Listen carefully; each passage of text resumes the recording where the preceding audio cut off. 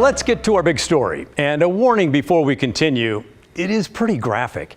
If you missed it last week, we had a rather odd story about an event here in Portland where people paid hundreds of dollars to watch a live autopsy with a human cadaver.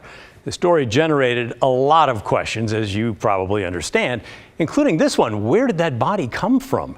And the biggest question of all, did the man's family know their loved one was on display for paying customers? Well, now a week later, after more digging, we do have answers to both those questions. As investigative reporter Kyle Aboshi found, his family had no idea. 98-year-old David Saunders is remembered as a veteran of World War II, the Korean War, and a Hurricane Katrina survivor. After he died of COVID in August, the Louisiana man's family honored his wishes by donating his body to science.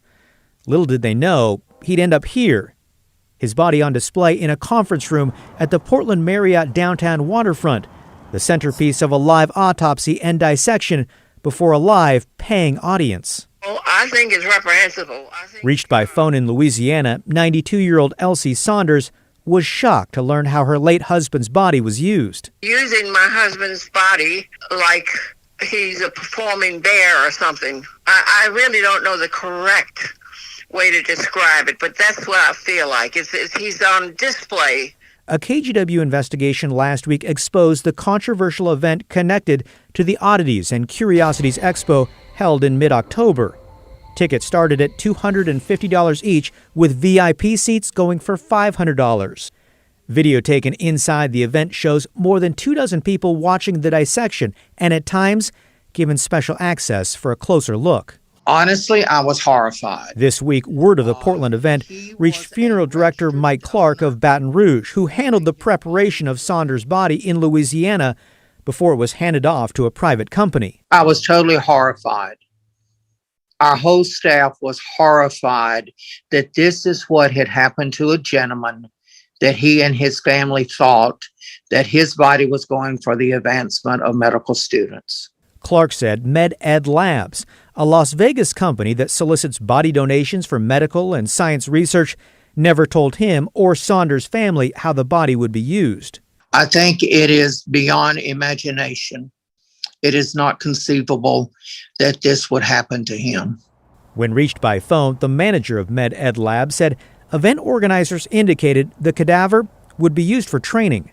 Anatomical and dissection purposes to teach students and people human anatomy, what happens with the human body with organs as a person passes away. So they suggested this was educational. 1,000,000%, Kyle. That's exactly what it was. Do you feel like you were misled? Yeah, Kyle. We did not know it was going to be used for a paying audience. We don't do that. We've never done anything like that, ever. During an interview last week, event organizer Jeremy Siliberto, founder of Death Science, promised the donor and his family gave consent.